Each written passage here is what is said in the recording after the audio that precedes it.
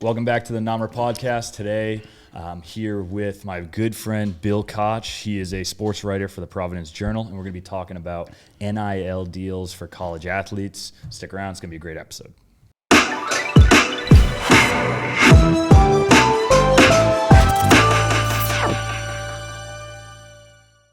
BK.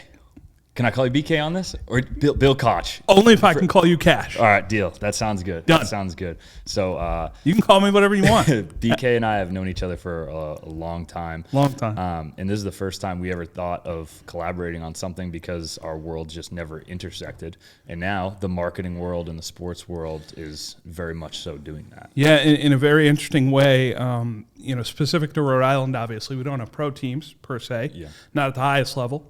But we do have high-profile college teams, and now with the landscape of college sports changing so much, business-wise, we have some things to talk about. Yeah, professionally. Now, to kind of lay some groundwork for those people out there who don't know what an NIL is, name, image, likeness. Can you kind of go into that and explain what that is, what that means, and how that's being used?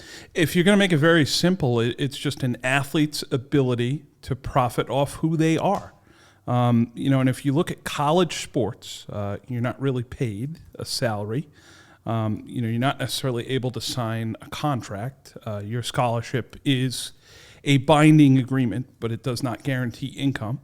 So your name, image, and likeness is quite simply what you can make off of being you. If you are a wildly successful and famous athlete at Alabama or USC or Oklahoma, you have value beyond your scholarship, beyond your Pell Grants, beyond what you are given by the athletic department. So name, image, and likeness is what you can make outside of those guaranteed benefits. Yeah, and that's something that we've all seen. So from the people on the outside, some of the biggest ones that come to mind, Reggie Bush losing his Heisman because he was supposedly getting money. Mm-hmm. There's a million pay-for-play scandals that have happened in the NCAA over the years, right. Whether or not, whichever side you're on, whether you think it's right, wrong.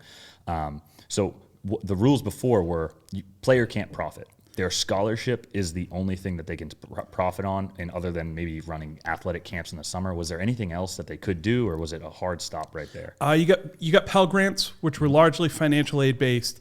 And most athletes, if you qualify for a Pell Grant, you are in serious financial trouble at home. Yeah. Most of that money is going directly home. Olympic athletes could profit outside of competition. They could sign endorsement deals. But they could not use their schools in promoting that. They were using themselves. Someone like Michael Phelps or Katie Ledecky. Michael Phelps was not a college athlete. Katie Ledecky was. Someone like. So she could profit on the Olympic sponsorships and then go back and compete in NCAA. She could compete in the NCAA. Someone like Elizabeth Beisel, who's here from Rhode Island. Swam at Florida. After she was on her first Olympic team and in the middle of her second Olympic team. She could sign with Speedo, with Nike, with Gatorade, and make money on that. But she could not use Florida Gators to promote those deals. She could not represent herself as a Florida athlete. She was a Team USA athlete. Yeah, and one of the main things that I always looked at, and what actually made me look into this years ago, and I was like, why is it that on all of the NCAA games, they don't use the players' names? So if you have like my favorite game growing up was NCAA 2005 baseball. Yeah. And you have the numbers, you know exactly who the players are, but we can't use their names. We can just use the numbers. So that's kind of changed now. That's basically at the root of all this. Yeah. There's a player at UCLA, basketball player in the 90s named Ed O'Bannon, who ended up being a lottery pick, I think by the Nets. Ed O'Bannon noticed that on an NCAA video game, there was a UCLA number 31 who was 6'9" and left-handed and happened to have similar skill sets to Ed O'Bannon. And he said, wait a minute, this video game company is using my likeness for its game to profit. I think that I am entitled to, I have earned a share of those profits. Results in a series of lawsuits that last for decades and ultimately land us where we are now. Yeah, and so when this ruling came out very recently, this year, and basically said players can now benefit from their NIL, name, image, and likeness. So what does that mean? Like what's going on right now in the landscape? How are players benefiting from this? How are they monetizing this? It's interesting because right now It's changing. the rules are very fluid. It's not necessarily, I think, what they intended. They've opened Pandora's box here. Absolutely. And whenever you change something or open that kind of box, it goes through, like, at first it runs wild. Right now we're in like the wild west where everything goes, and I'm sure we're going to start seeing it constrict in the future. But like, what are some of those examples of crazy stuff going on right now? I mean, constantly the word you hear is guardrails. We need some guardrails on this. We need some limits on this. But you're talking straight pay for play now. Schools are forming collectives, which donors give money to, and then the schools or that collective distribute to the athletes based on what they think they're worth. Yeah. You'll hear recruiting inducements is another term that's thrown around quite loosely. We're making up words. You got to make up words. We're just making things up. Yeah. Are we going to cut a high school senior a check for $500,000 to come here? 40 years ago, that got SMU the death penalty. Yeah. Now you're looking at it as, we have an advantage. We have donors. They will do this. Come here and you can get paid. Yeah. So what this all comes from, though, Cash, is the fact that the NCAA just punted this down the road.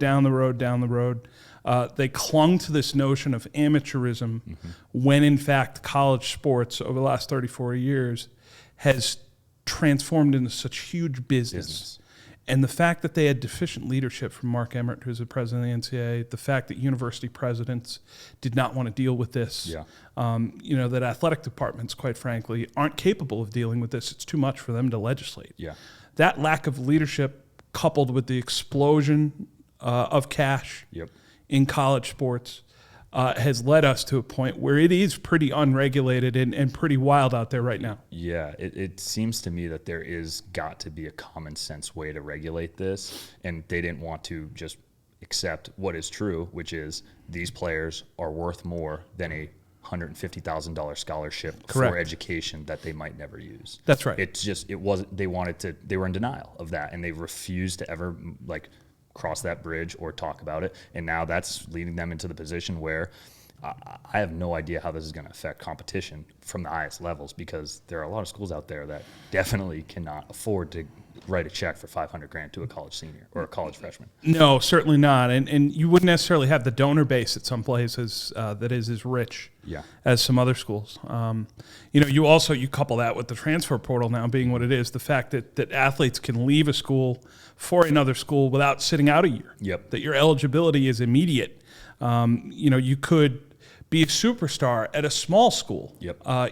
Someone like a Steph Curry who played at Davidson, who played in the Elite Eight of the NCAA tournament, and then went back to school for another year instead of going into the NBA draft. How much would North Carolina have paid Steph Curry for his next year? You'll never see another returning senior or something like that who has a great year go back to a small school. It would just, they'd be punting on thousands and thousands of dollars, right? You transfer. Yeah. Also, if you're Steph Curry at that point, you could have signed with Gatorade. Yeah. While you were in college. That's true too. You could have signed with Nike. Yeah. While you were in college. If you were Zion Williamson playing at Duke his 1 year at Duke, because the NBA doesn't allow direct entry from high school into the NBA draft anymore. They're revisiting that right now. Yeah. But once they instituted the one and done rule, the so-called one and done rule, where you need to do 1 year of college and then come out, how much would Zion Williamson have gotten paid? By Nike before he even went to Duke? He ended up signing with them anyway. Yeah. But if you look at him in the current landscape of college sports, he missed out on a year of getting paid, of being able to market himself, of being able to maximize what his return could have been. Now, he ultimately got paid. Yeah. And there are questions about his recruiting and whether or not he got paid illegally and whatever else. But, someone like Steph Curry, Tim Tebow at Florida, Johnny Manziel at Texas A&M, these were huge, huge names while they were still in school. And the argument is that now, with NIL, that they should be able to profit from that. Yeah. And now, so that brings me to my next question of where do you see this going? And I see different streams of revenue for these kids. And you brought up a really good point. Steph Curry goes back to Davidson. He could have signed with Gatorade and made a boatload of money. And then maybe, I don't know, are they going to cap how much schools can pay these players? But because they can be getting paid from everybody, from the school, from the sponsorships, just like professional athletes. So where do you see the bulk of that money coming from? And what do you think some maybe, I guess, guidelines or common sense regulations could be down the road? Well, it is still a business decision. Like you look at someone like Spencer Rattler, who was a quarterback at Oklahoma, who started last year. He signed deals anywhere between $800,000 and $1 million going into last season at Oklahoma. Yeah. He ended up on the bench midway through the year. Caleb Williams ended up starting and followed Lincoln Riley to USC when Oklahoma's coach took the job with the Trojans. Yeah. Caleb Williams took advantage of the transfer portal, not having to sit out, and followed his coach to USC. But if you were a local business in Norman, Oklahoma, if you were a car dealership or barbecue place or whatever else, and you cut a check to Spencer Rattler, that was money wasted. Yeah, he did not play. No. He did not win the Heisman. Yeah. He was not the breakout star that you thought he would be. If he's wearing Cash's barbecue pit in some press conference, that didn't hit the way it would have. Yeah. If he was in New York for the Heisman ceremony. So there is some risk in terms of businesses in that way. And I think, more so when we look at NIL for college athletes, you're looking at local places, small places, small towns in the SEC, the ACC, the Big Ten that don't necessarily have pro sports, pro market like we do here in the Northeast.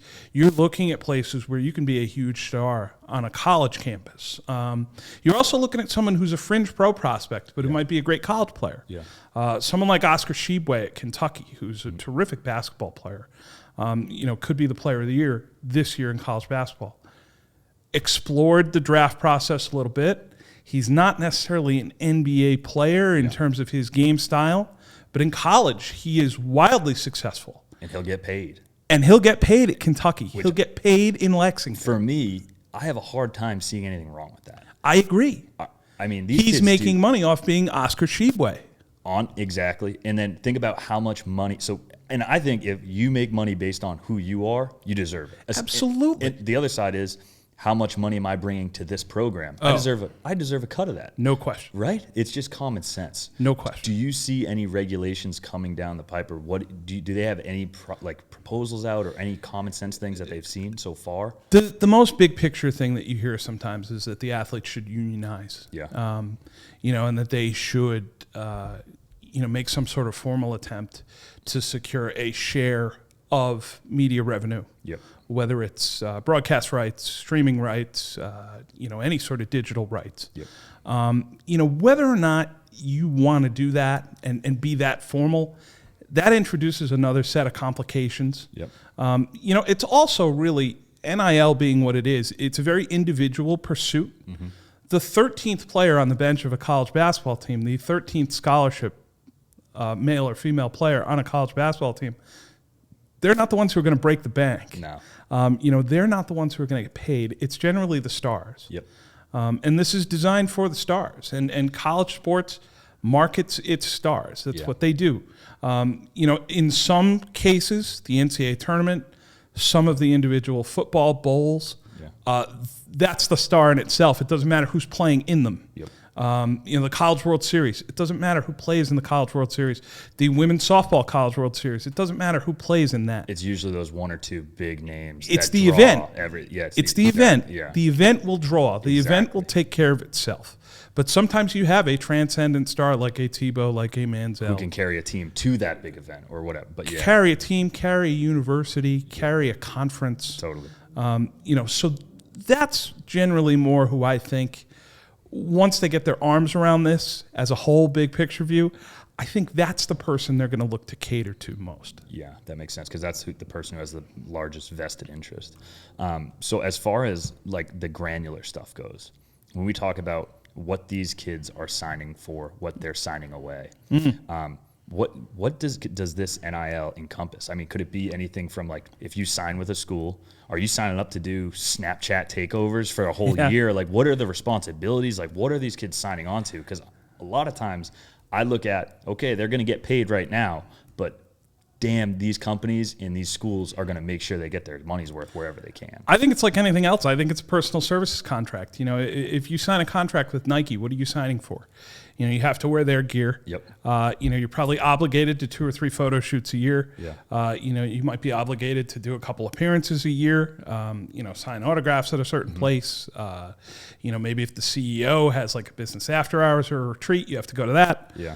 You know, it's very much a personal services contract. You know, so if you're in Rhode Island and you play for Providence and, you know, you sign with Murphy's, which is right across the street from the Dunkin' Donuts Center, you know, you might sign a deal with Murphy's that says, all right, you get a free tab here and, you know, we're going to give you X thousand a year. Yeah. And you have to eat here once a month.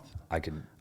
You know, or we're going to have this event on a Thursday night and you have to be here for that 3 times a year. Yeah. You know, I think it can be very individual. Those can be very specific. Yeah. In that way. You know, but it is very much a personal services type, promotional type arrangement that you would enter into. Well, we see it. So we deal with like micro influencers or social media influencers all the time. You might have 10, 15,000 people on your social media accounts that follow you. But if they're all super local, that's actually very valuable to a business. So I could definitely see, I think this is a really good part of this, where Tom and Joe's Deli down the street in Providence can, you know, have the power forward for the Providence College Friars go in there and be like, I'll give you $1,000 if you post on, or if you like take 10 pictures with us and we post it once a week. And it's like, everyone wins there. You know, he puts it out on his social media, drums up business for them. And also he's getting cash. That's like $5,000 to a kid in college. Jesus, that's awesome. You know what I mean? Like, I don't care what they were making before. It's a good example, you know, and it's a relevant example. If you look back at last year, Nate Watson, who's a center for Providence, he had 1 million followers on TikTok. Any sort of marketing social media site that you go to suggests that Nate Watson could charge anywhere between $1,000 to $5,000 per post on his TikTok. You know, so Nate Watson could go to the Abbey, he could go to LaSalle Bakery, he could go to any small business around Providence and say, hey, I'm Nate Watson. They know who he is. Yeah. And he could say, I'd like to post, you know, I'd like to enter into a personal services contract with you. Yeah. You pay me $2,500 a post. I'll do it once a month, twice a month if you want. You give me free product and cut me a check. And we good? I wonder, like that, exactly. And I wonder if the NCAA relaxed on things like that earlier so that they could have eased into this. I mean, Christ, everyone wins in that situation. Yes. And if they maybe capped it and said, okay, you can, like you said, enter into professional service agreements with companies for under X amount or whatever it is. You draw a petty line somewhere, but it has to be drawn. And then you could have eased into this, because that would have, I think, a lot of kids would have been happy with just having that. You know, that would have been a win. They were just so stuck in their ways, clinging to amateurism, this archaic, scared of precedent sort of notion that, you know, there were TV deals cut in the 60s that weren't worth any real money. Yeah. You know, they weren't acknowledging the reality of the current financial landscape in college sports. And they were greedy, quite frankly. Definitely. You know, they were greedy. They were afraid of change. You know, now they're afraid of being sued by everyone left, right, and center. They don't want to make a ruling because they know they're going to end up in court, and they don't want to be there. And largely that's because they don't have a leg to stand on. Exactly. They've got free labor. They've had it for generations. You know, and they don't really know how to square that at this point. So they're paralyzed, really. They're paralyzed by fear, and they're paralyzed by lack of vision. You know, and I think you're right. I think if you would just go on to athletes and said, look, we'll make you the same deal that the Olympians get. You can sign with whoever you want. You can promote a small business. You could promote Nike if you want. Don't care. Make your cash. It's okay. You're still eligible. But instead, they held it off and held it off and held it off. And now the dam has burst. We have this explosion of NIL and what it and its subsidiaries, these collectives, and, you know, quite honestly, just some pay for play on the side. And it really actually I think it's going to be dangerous for a lot of these players, because they're going to be entering into big money contracts and putting themselves in a position where they're potentially liable. So it's, what happens when a kid signs a deal with Nike and then gets caught doing something stupid on the weekend? is he liable to be sued for defamation of some sort? It's like, what happens then? And has he spent all that money already? Correct. Has he been paid X dollars? He or she been paid X dollars? Yeah. Spent it all up front, not fulfilled the terms of the contract, and then they get sued. Yep. Do they forget to pay taxes? Yep. A lot of these schools are working with business advisors. They're sitting athletes down with business These advisors. kids need resources. They're reminding them, hey, look, if you sign an NIL deal with somebody, take taxes out. Yeah. Or put tax money to the side because you will have to pay it on April 15th. Yeah. If you signed a deal for $1 million, you do not have $1 million. You do not. You got quite a bit of money for the government. Correct. Yeah. You've got about $550,000. Yep. Give or take. The other $450 is going to somebody else. Yeah, and you can look up a million different stories like the TV show The Broke and all this. And I know Shaq's done some really cool things where he talked about like what he did with his first signing bonus. Yes. And it's scary what happens. I mean, it's difficult. There was that 30 for 30 doc on ESPN years ago that said something like 79% of athletes go broke within 5 years of their career ending. Yeah. Because you're spending to a certain level and you're just not saving, and you just continue to spend and spend and spend, like that money is going to continue to come in. Yeah, and there's a scary number out there about that. And I don't want to treat this as if it is a lottery ticket, but lottery ticket winners, people who hit the big bucks, Yeah. almost all of them lose it all. Yeah, it's because difficult. money is not that easy to manage, especially at a high level. No, it's not. It goes quick. Well, that's why when you win the lottery, whenever we get to one of these like $500 or $600 million jackpots, the story you read online is what you should do immediately, and it's Attorney, financial advisor. attorney, financial advisor, accountant. Yep. Smash your cell phone, throw it in a pool, Yep. drop out of sight for 2 months, and live on credit cards. Yeah. And then have your lawyer go claim the award, funnel it into a couple accounts, and then you start reestablishing contact with the family and friends you actually want to know. Yeah. Otherwise, you are out. Oh yeah. But you could run into some, and schools have been, and Providence, specifically in this market, has been pretty diligent about getting their kids to sit down with financial advisors who are brought in by the school, having a seminar, team by team with a financial advisor and saying, look, if you do sign an NIL deal, even if it's for $1,000, this is what you should be looking to do with it. Yeah. If you want to keep most of it for tax purposes, your obligations, what you should read in a contract in this, if you do sign something formal, just to protect them in a way, because for a lot of them, it's the first time that they're entering into this sort of an arrangement with anybody. Yeah, absolutely. So let's talk a little bit local. So what is going on with PC? What are we seeing from these guys? Is there a lot of money getting thrown around for some of the big players? How's it affecting these kids locally? So Providence had a release on Thursday that established their Fryer Family Collective. Okay. Which just about every SEC, ACC, Pac-12 school would have now. And like you mentioned before, a collective is essentially just a big pool of money. It's a big pool of money that donors throw into. And if a player decides he or she is worth a certain amount, or is performing to a certain level, a coach can go to the collective and say, I need a check. I need a disbursement. I need a disbursement. Yes. And the collective will come through in that way. So would this be for incoming freshmen, or this guy is a stud, let's try to pay him so he doesn't leave? Depends on how they want to apply it. Yeah, 'cause there's no ban. It does get back to the true intent of NIL. Are they worth it? Yep. Last year when Providence got into the NCAA tournament and then got into the Sweet 16, I know their players were being approached, and several announced deals on social media. I think Al Durham had a wing deal with somebody. Yeah. Noah Horkler got approached by Manscaped, because he had the hair going and the beard and everything. Nate Watson had, I think he had some sort of underwear deal with a Jay-Z line. Yeah. Had a couple of his own other personal things going on. So the higher your profile, the more you're going to be worth. They're not necessarily like, if you're the 12th player on Providence's bench, you can't go to the collective and say, hey, I want 10 grand or I'm going to leave. All right, go. We don't care. Yeah. But if you're the best player on the team and you say, I want 100,000 or I'm going to Kentucky, that's probably what the collective is designed to do. The collective will make the disbursement. Yes. Or at least attempt to. Yeah.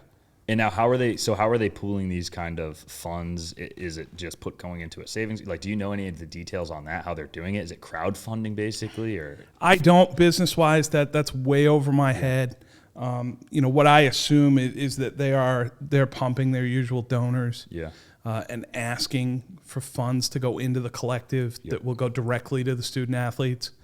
And I would assume that much like any athletic director has, it's a short list of people that you can call if you really need it. Yeah. Like if you want to fire the coach and you have to pay a buyout. Yeah. And let's say the buyout's $5 million. Mm-hmm. Every athletic director has a short list of people in the desk drawer who they call and say, hey, I'm thinking about firing the coach. Can you write me a check? Yeah. Yes, I can. You're right. You should fire the coach. Yes, here's the buyout money. Yeah. The collective will be no different. And it's going to be constant work by those people, no different than what your development department does at a major university or in a major business. They will be out soliciting funds. They will be having events, with access to coaches, to student athletes. You will have, for the Fryer Family Collective, you'll have an event where Ed Cooley's there for 3 or 4 hours. And if you donate, $1,000 to get into the event, you can have Ed Cooley for 3 or 4 hours. Yeah. If you donate, $500 to the event, you can meet Jared Bynum for 2 hours. He'll come to one of the events. Yeah. You can meet Janae Crooms, who is from Cranston, who's a point guard on the women's basketball team, and you can have her for 2 or 3 hours. So it's going to be like anything else. It's going to be, we're going to market our coaches, we're going to market our players, and we're going to give folks who donate more direct access to them than the average fan would have. Yeah, and that responsibility, again, falls on the players, and they'll meet it because they're the ones getting paid. That's right. I'm excited to see where this goes because I think it could get really cool from a marketing side of things and sales side of things because there's how many times have there been like basically sweepstakes for these top flight like college athletes, right? And it's a big media day about which hat they choose and things like that, right? But these guys now can essentially put together I could imagine them putting together like a fundraiser or a GoFundMe for let's get this kid to Providence, right? Because there's things that you could do with cryptocurrency or just regular cash. But I was talking to someone on a podcast a few weeks ago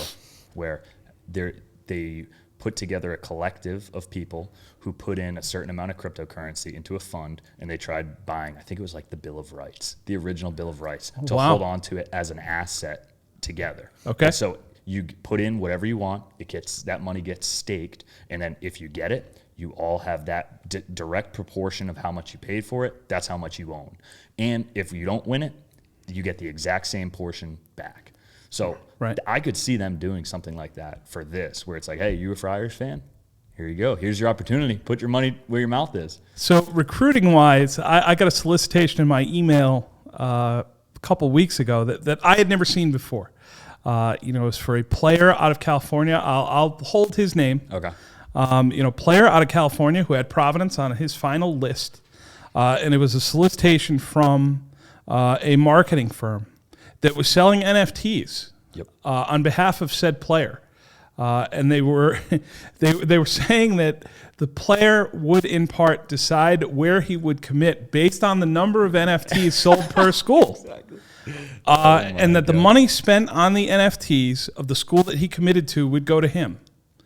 The money spent on NFTs for the other schools would be put into a general fund, and you would receive a credit for that marketing firm that you could spend on something else. Exactly. With that marketing firm. I mean, I had never seen something like that before. Really? I thought it was incredibly creative. Even though I couldn't necessarily explain the nuts and bolts of it, you'd be a lot more expert on this than me. I don't really see huge value in NFTs because I'm a dinosaur. Yeah, which is okay. But it was fascinating to me that they could conceptualize this and that they were so aggressive with it in this way. And I'm sure you'd have more to say about that. Yeah, so the interesting thing is, first off, I can only imagine what percentage this kid ends up with because everyone's getting a cut of that money, unfortunately. The people who sent you that email are getting a cut. I can't imagine. I know a decent amount of NFTs about the NFT space.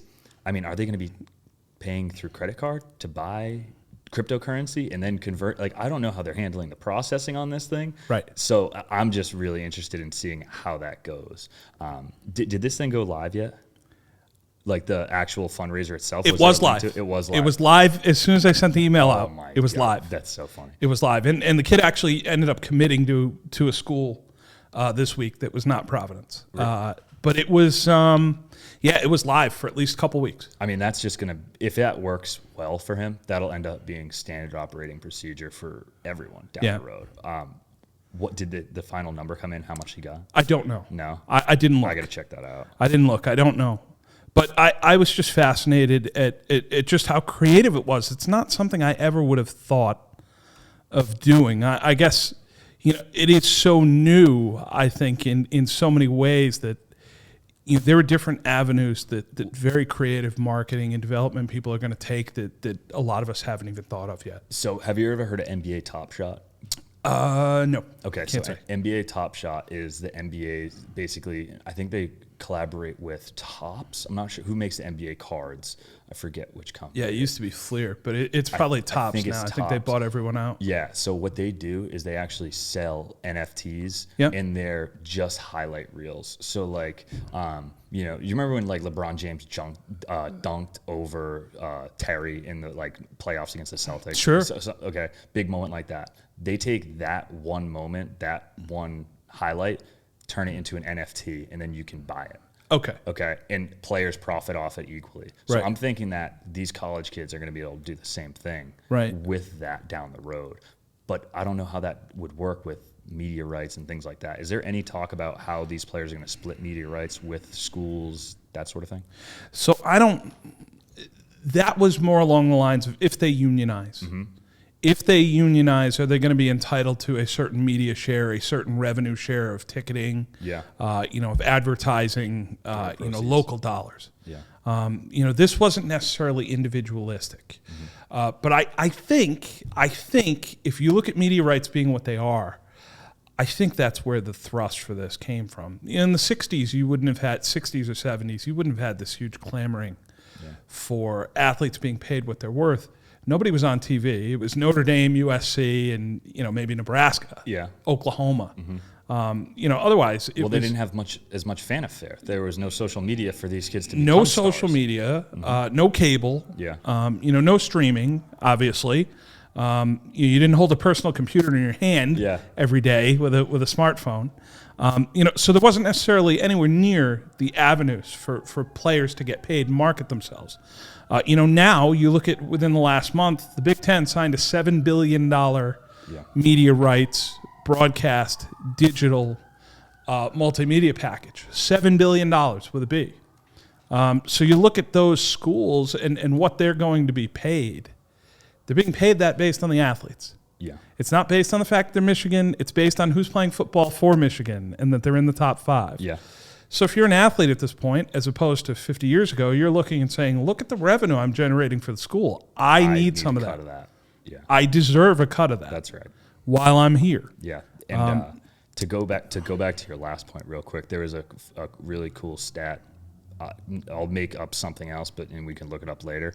But the average person in like 2022 on social media, say you have 1,500 followers, if you have 2,000 followers, you basically had as much influence, and people saw you as much as like a 1920s, like the top flight celebrity or star. Because of the way media is dispersed these days. Right. So it's like an average person today is as famous technically or has as much influence as a celebrity from the 20s. Sure. So it just makes sense that now there's so much more room for monetization and getting in front of people. I mean, I can believe it because I look at, you touched on recruiting announcements earlier and the fact that, these are live streamed now, and you can sit down at a table with your parents behind you and your brother and sister next to you and your high school coach behind you, and you pick, one of the 4 hats and you put it on. Yeah.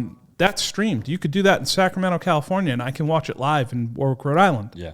And I can send you a DM on Twitter and get you on the phone 3 minutes later. Yeah. I couldn't do that in 1920 or in 1970 or in 2000. Exactly. For that matter. And now I can. So that the world is just so much smaller than it was from that standpoint. Really? Yeah. You can reach so many more people than you could at that time. And as a result, you can influence people in that way. And if you have a certain profile or you are working, playing in a certain market, there is a certain value to that. Yeah, today, if you have influence, you have income.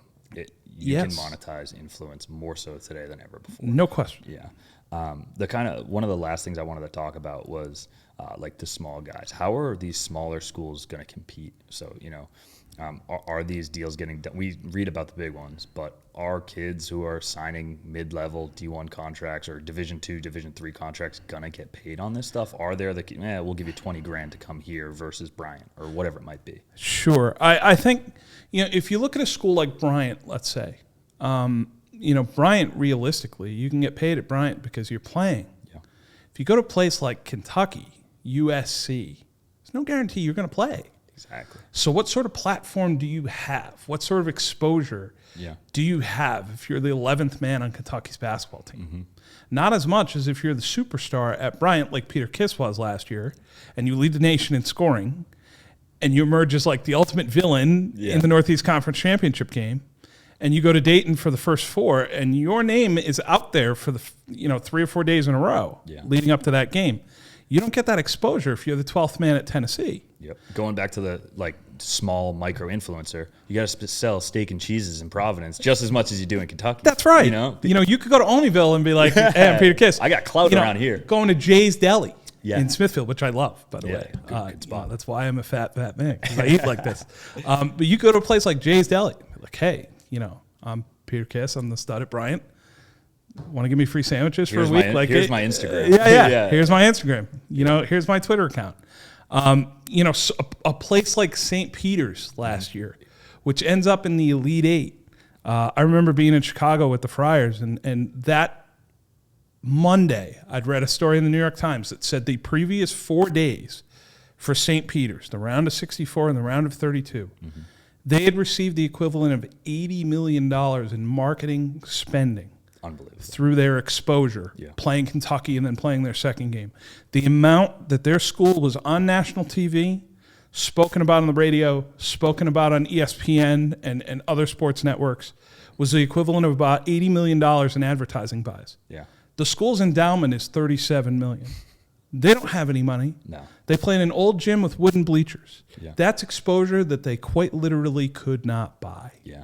And if you're the best player at St. Peter's, you could monetize that. If you're the 10th player at the University of Rhode Island, you cannot monetize that. You're not playing. Yeah. You don't have the platform. Yep. So there will be room still for these smaller schools if they continue to have access to the NCAA tournament. Yeah. If ultimately they don't limit the NCAA tournament to this exclusive Power Fives plus Big East, only big market brands can play. Nobody wants to see that. No. For the record. No. Is that what they're throwing around right now? You just assume that based on the greed of the big schools that they might try to get to that at some point. You really hope they don't. Yeah. Because part of the magic of the tournament is the little guy beating the big guy. It's always the highlight. It's the best. Yep.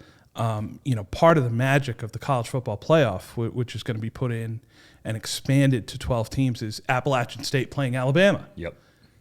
Boise State playing Oklahoma in the Fiesta Bowl. Let's see if it can happen. And Boise State wins on a Statue of Liberty play, and you're like, oh my goodness. Jeez, yeah. They really could have played with this team all year. Yep. So you do need to be on the field, on the court. You still need to play. Yep.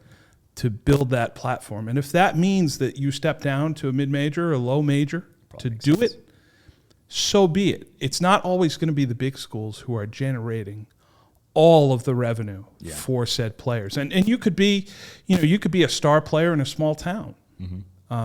College, men's Division I college basketball has 360 teams. Yeah. You could be a star player at Vermont. Yeah, in Burlington. Yeah, and that you've totally swayed me. You're the program. Yeah, because I really, but when we came into this conversation, I'm still learning on the fly on this stuff. But I thought instinctively that because these big schools have the big budgets, they'll buy all the best players. Right. But the fact is, there's a shitload of players. Well, they can buy all the best players when they're freshmen. Yes, exactly. But after that first year, the player might say, I'm not playing. Yep. I'm not playing. I'm not getting the exposure I want. Yep. I'm not necessarily getting the opportunity that I thought I would. I'm not happy. Yeah.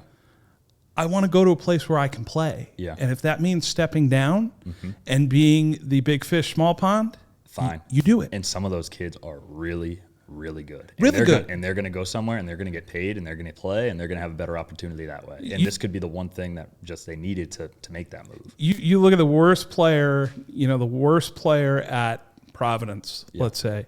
You take that men's basketball player and you put him at Long Island or at Wagner. That guy's a pretty good player. Yeah. He's going to play a lot for them. Yeah. He might not necessarily play at Villanova, but he's going to play a lot at Wagner. Yeah. And he could be a star at Wagner. Yeah. Guys develop at different paces. The women do as well. You could have a late bloomer who all of a sudden in college, it's like, whoa. Yeah. They weren't recruited in a certain spot, but now they're comfortable here and they're a star here. They're at Vermont or at Lehigh or at Davidson. Yeah. And they are the number one figure Yep. in that market. I wonder from your perspective as a marketing firm, if you look at, and Providence is probably a good example because it's not a pro market, but it is a sports market. Yep. It's a Boston adjacent market where it's the major four there. But as a marketing consulting firm, would you look to deal directly with players? Would you start soliciting players if you saw value in a certain player, like a Nate Watson who has 1 million TikTok followers and is a star player on that team, who isn't necessarily going to get a huge endorsement deal from a huge market like Los Angeles or New York or whatever else? Yeah. Would you seek out players? Would you seek out their advisors? Would you say, hey, look, you don't need to make these phone calls on your own. Yeah. We'll take 3 to 5% or whatever it is and do it for you. Exactly. All you have to do is show up, sign, and then show up to your appointments, and we're good. Like, how do you feel like it works in that space going forward? I think that you're either going to, the people, basically there are agencies already that rep professional players. And I think it's it makes a ton of sense to just make the move and just rep the college players. So that right there, I think that is probably how the majority of it's going to happen. So like a CAA or Wasserman or something like that? They're going to take over the majority of the market share. But even you saw Barstool Sports do something. I think they signed 15,000 players overnight or something. They put it in, it's small stuff. But I think that's the direction that this is headed. But what I do really like is it just opened up an entire new avenue of gaining, of using, what's it called? There's a term for it. It's escaping me earlier. But basically, there are these websites out there that connect you to influencers, micro-influencers. And you can just, I'm selling a bikini. I can go on this website. I can type in swimsuit models. And then here is everyone that has between 15,000 followers and 25,000 followers. Here's all their names, their contact information, and whatever. Now there's a whole new access to athletes. If I want to sell sports product or whatever it might be, here are all the athletes, here's their social media followers, here's either their direct number or their agent's number or whatever it is. Right. So whenever possible, I would rather go right to the source, right to the kid and talk to him and say, hey, can we work something out so we don't have to go through, your agent or whatever it is. Right. A lot of them won't have that. And I think it's going to be a good opportunity for marketing companies like us to leverage that to help our clients, and vice versa. Providence is partnered with Open Doors, which is sort of at the forefront in the college space on this. It's very individualistic. The school will set up a blanket account for you on Open Doors, and you can take bookings through them. And what is Open Doors? It's Open Doors is quite literally open endorsement. Yep. It's just a link on the website, the athletics website. You can go down the roster, and each player would have Twitter account, Instagram account, Open Doors account. Yep. You go on Open Doors and you can get Jared Bynum to come to your birthday party for whatever it costs. Yeah. But that's sort of, I think I look at that and I think that's sort of passive marketing. It's sort of there, but they're not necessarily soliciting gigs. They don't have, the school is working for them in the sense that they've set up an avenue to them, but they're not necessarily promoting them. Yeah, in an agency way. Like us could come in and say, "Hey, we have 150 clients. We want you to rep 75 of them or whatever, and make those calls for you. We'll make the calls for you. Yeah, exactly. That's a good point. We'll send the emails for you. Yeah, we want 5% of whatever you get, but we'll put you in contact with clients we already have in this space. Yeah." in sporting goods, in athletics, in nightlife, whatever it may be. Yeah, I see what you're saying now, like a hired sales gun, basically. Right. That's a really good idea. I can imagine. I don't know how that's going to work out. I'd be That's happy, really and I think you go to the agency point, and you're looking at places like CAA or Wasserman or Rock Nation. They're going to go after the big athletes. Yeah. The 5-star recruits, the guys like Zion And Williamson. they're taking stuff The in. women like Paige Beckers. Yep. But they're not necessarily going to service No. the mid-market client, the Providence kid, the Burlington, Vermont Who have kid. to go out and solicit Yes. to get deals versus the other way around. I see. Yeah, that's a really good point. But they could, if you're in Bangor, Maine, and you're at UMaine, if UMaine hockey is good in a given year, if they're in the top 10 in a given year, that's like the pro team there. Yeah. You could monetize a kid in Bangor, Maine. You could help them monetize themselves in that way. But if they call Wasserman or CAA, they'll be like, yeah, sorry, kid. Sorry, We only do basketball players from New York. Yeah. Like we're not worried about you. Yeah. You're a 5% of 2,500. We don't really care. Mm-hmm. But if you're some sort of marketing firm, consulting firm that is a little smaller, a little more boutique, might care a little more about individual accounts, might need those more, frankly. That might be an athlete that you seek out and say, hey, look, we want to work with you. Yeah. And if you end up getting drafted in the NHL, remember that we had you in college. Exactly. And when you sign that $50 million deal, remember that we were doing your image rights. Yeah, maybe you can lock us into when you were 18. Yeah, deducted rate. Yeah, like we want a 10-year deal. Yeah. Exclusive. That's a brilliant idea. And like it's going to be sort of like, it will be like sort of crowdsourcing, sort of like, just investing like someone like Alexis Ohanian does. Yeah. Where he buys like a 3% stake in 100 companies. Yep. And if one of them ends up being traded publicly, he makes, whatever he makes. Makes it all back. Makes it all back. Yeah. It's worth it's like playing Keno for him. He Yep. doesn't really care. Yeah. He's a multi millionaire married to Serena Williams. He's got plenty. Yeah. But he's investing in however many companies. Yeah, well, that's how they'll give you $20,000 in seed money and say, here, give it a try. Yeah, I can do that 50 times, and if I hit on one, it pays for itself. Pays for everything. Yep. Yeah. So I could see you're sort of prospecting for athletes. Yeah. In that way, and I think Providence is unique in that way because it has enough market share, in terms of college sports, where who these people are. Some of them, and they could be, names here that could carry a brand, but they're not necessarily going to get the interest that they would get in a Boston, in a New York, in a Philadelphia, major cities that are close to us. Yeah. Well, I think the one thing that's for sure is this stuff is going to change quick and often over the next couple of years while it sorts itself out. Sure is. But I think it's good for sports. I think it's good to just have something change. I think it's going to be interesting to watch. And do you have anything else? I think that's it for me. Anything else you want to talk about or anything you want to plug or promote? No, I would just say generally, in terms of NIL, the purest form, the way it was intended, I think it's a great idea. Yeah. I think you should get paid what you're worth. And I genuinely think that, kids have made universities a lot of money over the years, and it's right that they share in it. I understand that the cost of going to college is a lot now, and that a scholarship is a wonderful thing, and I don't take that for granted.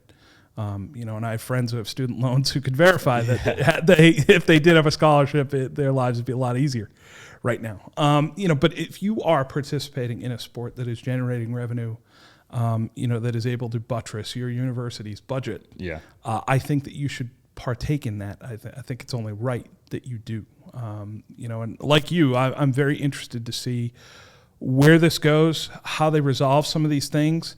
Ultimately, if they're able to streamline this in a certain way that is more fair and more equitable, I think we're a lot closer to the beginning than we are to the end. Absolutely. On this.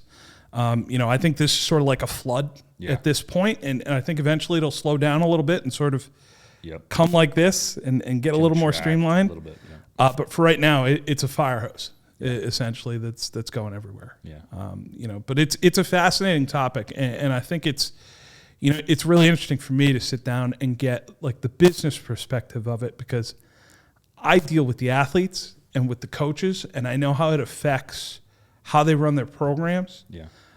But I've never been an endorser. I've never been somebody who's been sought out by a brand who said, hey, we want to work with you for X, Y, and Z. Yeah. And I think it's fascinating from that side to have the discussion and get some insight into that. I'm excited to bring you back sometime over the next year or two, and so we can kind of talk about how things have changed. And I'm going to be on the lookout to see how are some of these local influencers utilizing the NIL stuff, and see if there are any fun stories out there, because I know there will be. Yeah, for sure. Yeah. But generally, no, you can read me at providencejournal.com. Providencejournal.com. You can follow me on Twitter at BillKoch25, Koch. You can see my stuff there. Great follow on Twitter. I appreciate that. Generally, I do college basketball, the Red Sox, local high school stuff here. My value to the Journal is that I'm born and raised in Warwick. I grew up here. I know people here. They're willing to talk to me. Yeah.